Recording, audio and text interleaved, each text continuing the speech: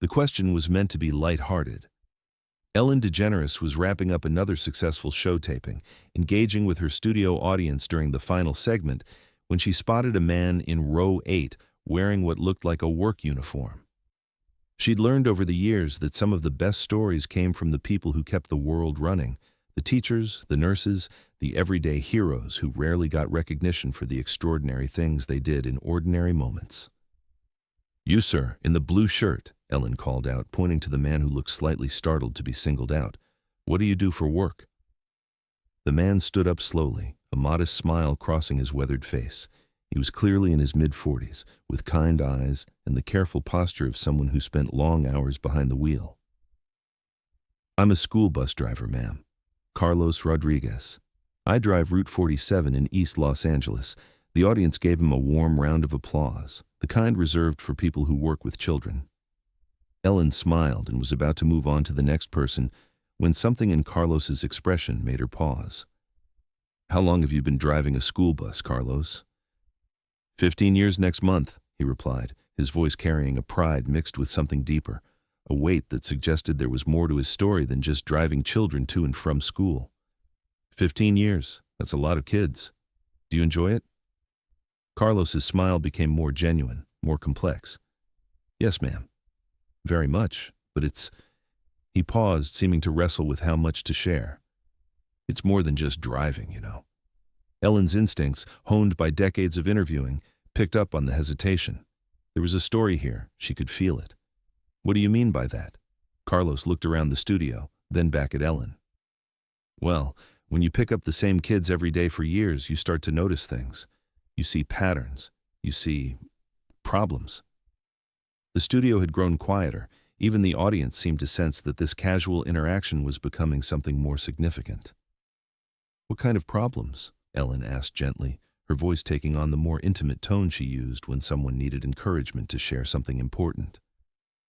Carlos took a breath, and when he spoke, his voice carried the weight of 15 years of witnessed struggles. Hungry kids who haven't had breakfast, kids with bruises they try to hide, kids who don't want to go home at the end of the day because home isn't safe, kids who fall asleep on the bus because they were up all night taking care of younger siblings while their parents worked multiple jobs. The studio was completely silent now. This wasn't entertainment anymore.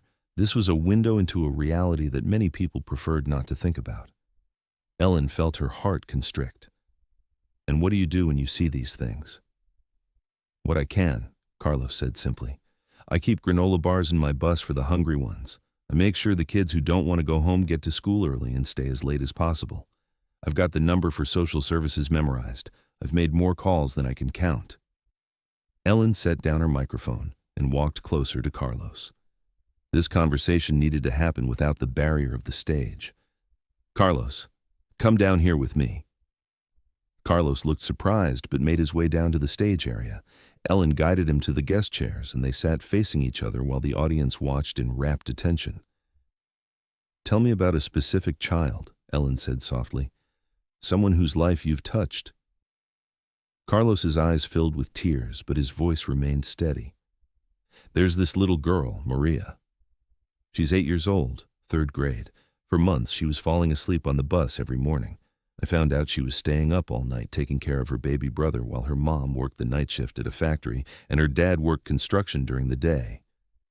Ellen leaned forward, completely absorbed in the story. The family was barely surviving. The baby was crying all night. Maria was exhausted. Her grades were suffering. So I started picking her up 30 minutes early. I'd drive her to my house where my wife would give her breakfast and let her rest for a few minutes before school. My wife started packing extra lunch for her too. "You took her to your house every morning?" Ellen asked, amazed. "For 6 months, until I could help connect the family with childcare resources and food assistance. Maria's grades went from failing to honor roll. She's in high school now and she still sends me Christmas cards." The audience was completely silent, hanging on every word. "Carlos, you realize what you did goes far beyond your job description, right?" Carlos shrugged modestly. "The kids trust me. They tell me things they can't tell their teachers or their parents. Sometimes I'm the only stable adult in their day.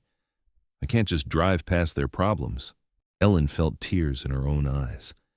"How many children would you say you've helped over 15 years?" I don't know. I don't keep count. It's just, when you see a kid in trouble, you help. That's what you do.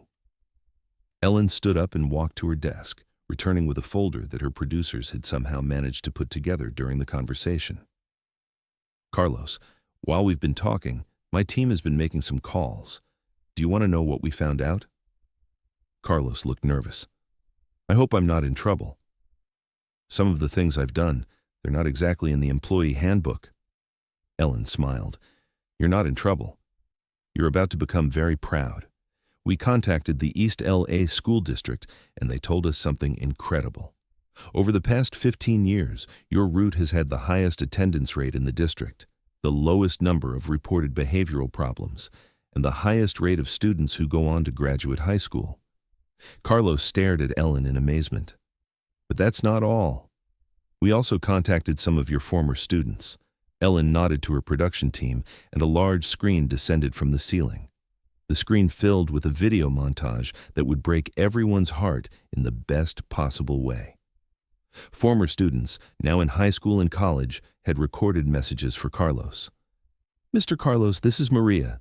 You probably don't remember me, but you saved my life when I was 8 years old. I just got accepted to UCLA, and I wanted you to know that none of this would have been possible without you. Carlos, this is Miguel. You taught me that adults could be trusted when I thought they couldn't. You helped my family get food assistance when I was too proud to ask. I'm a teacher now because of you. Mr. Carlos, this is Sophia.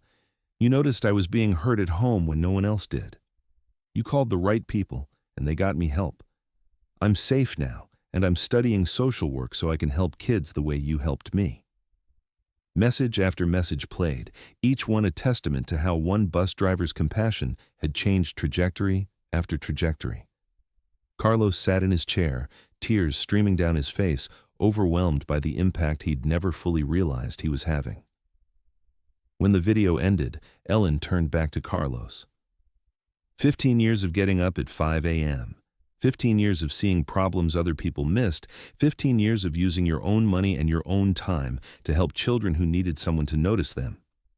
Carlos, you're not just a bus driver, you're a guardian angel. But Ellen wasn't finished. She reached into the folder and pulled out another surprise. Carlos, I want you to meet someone. From the wings of the stage walked Dr. Patricia Williams, a woman in her 50s wearing a professional suit and carrying herself with the confidence of someone used to making important decisions. Carlos, Ellen said as Dr. Williams approached, this is Dr. Patricia Williams. She's the director of the Children's Defense Fund for Los Angeles County. Dr. Williams sat down beside Carlos and smiled warmly. Carlos, I've been following your work for years. Every time one of your referrals comes to our office, every time a child mentions Mr. Carlos the bus driver as the person who first noticed they needed help, we've been amazed by your instincts and your compassion. Carlos looked between Ellen and Dr. Williams, confused about where this was leading. We've been looking for someone to head up a new program, Dr. Williams continued, a community outreach initiative that would train people in service positions, bus drivers, cafeteria workers, maintenance staff, to recognize signs of abuse, neglect, and family crisis. We want you to run it. Carlos's mouth fell open. Me, but I don't have any degrees or training or... You have 15 years of experience, Dr. Williams interrupted. You have proven instincts. You have the trust of children and the respect of families, and most importantly, you have the heart for this work. We're offering you a position as community child advocate with full benefits, a substantial salary increase, and the opportunity to train others to do what you've been doing naturally for years. Ellen reached over and took Carlos's hand. Carlos, you've been driving kids away from their problems and toward hope. Now you can teach other people to do the same thing. Carlos couldn't speak. He just sat there, looking between Ellen and Dr. Williams, trying to process that his life was about to change completely. But here's the best part, Ellen continued. You don't have to give up driving your bus. You'll work with the school district to create a model program. You'll still be Mr. Carlos to your kids, but now you'll also be training other drivers, other school staff, other community members to see what you see and help the way you help. Ellen stood up and addressed the studio audience.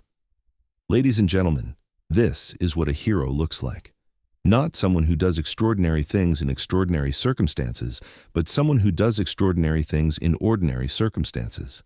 Someone who sees children not as passengers, but as people who deserve protection, support, and love. The audience rose to their feet in the kind of sustained applause reserved for moments when everyone understands they've witnessed something special. But the most powerful moment was still to come. Ellen's production team had arranged one final surprise that would demonstrate the true scope of Carlos's impact. "Carlos, I have one more thing to show you." The studio doors opened, and a group of children began filing onto the stage. They were Carlos's current students, ranging in age from 6 to 14, and they were carrying something that made Carlos break down completely. Each child held a drawing they'd made for him, simple pictures with crayons and markers, but the messages were profound. "Thank you for keeping me safe. You make the scary mornings better. You are my hero. Thank you for caring about me."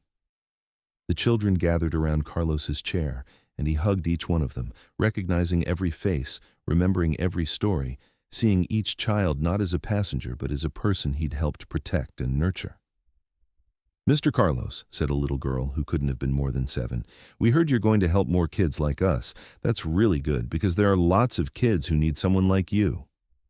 Ellen knelt down beside the group. "Carlos, these children wanted to be here today because they wanted everyone to know that you don't just drive a bus. You drive away fear. You drive towards safety. You drive kids from where they are to where they need to be, and that's not always just school." But Ellen had one more surprise that would show Carlos the true scope of his influence. "Carlos, during our commercial break, something incredible happened," Ellen announced. "Word of your story started spreading, and we began receiving messages from people all over the country." Ellen began reading from her phone. "This message is from Janet in Phoenix. I'm a cafeteria worker, and like Carlos, I notice kids who don't have lunch money. Carlos inspired me to speak up about my secret program to feed hungry children." She continued, "And this is from Michael in Detroit. I drive a city bus and see homeless teenagers on my route. Carlos's story reminded me I could do more than just drive past their problems." Carlos sat in amazement as Ellen shared message after message from school staff across the country who had been quietly helping children. "Carlos, in 45 minutes you've sparked a movement. People are realizing that heroes work everywhere. There are children who need someone to notice them." Ellen returned with another document. "This is a letter from the governor of California. You're being awarded the state's highest civilian honor for child advocacy, the Governor's Medal for Extraordinary Service to Children." But Ellen had saved the most emotional surprise for last. "Carlos, there's one more person who wants to thank you." The large screen showed a young woman in her early 20s sitting in a college dormitory room. "Mr. Carlos, this is Isabella Martinez. You probably don't remember me, but you changed my life when I was in 2nd grade." Carlos gasped as recognition dawned. "I was the little girl living in our car with my mom after we were evicted.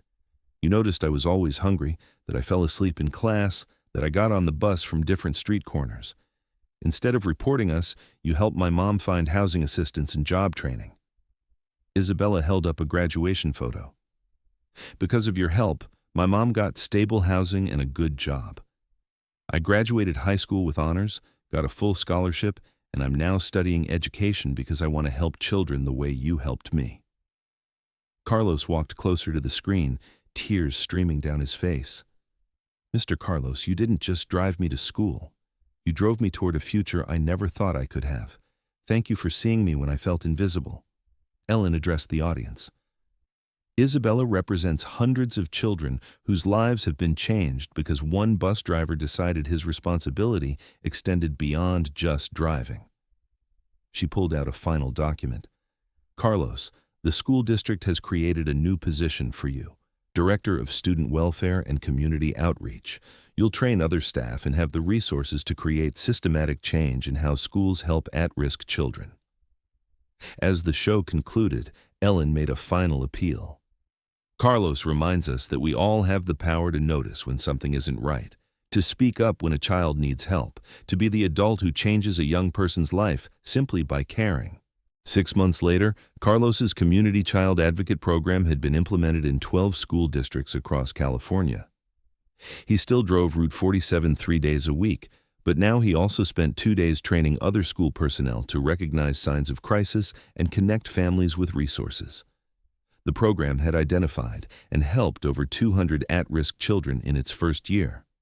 Carlos's methods, building trust, paying attention to details, treating every child with dignity and respect, became the model for similar programs across the country. And every morning, when Carlos started up his bus and began his route, he carried with him the knowledge that he wasn't just a driver. He was a guardian, a protector, a beacon of hope for children who needed someone to notice them, someone to care about them, someone to believe that their lives mattered. Because sometimes the most important journeys aren't about getting from point A to point B. Sometimes they're about moving from invisible to seen, from unprotected to safe, from hopeless to hopeful. And sometimes the person driving that journey is exactly who you'd least expect and exactly who you need most.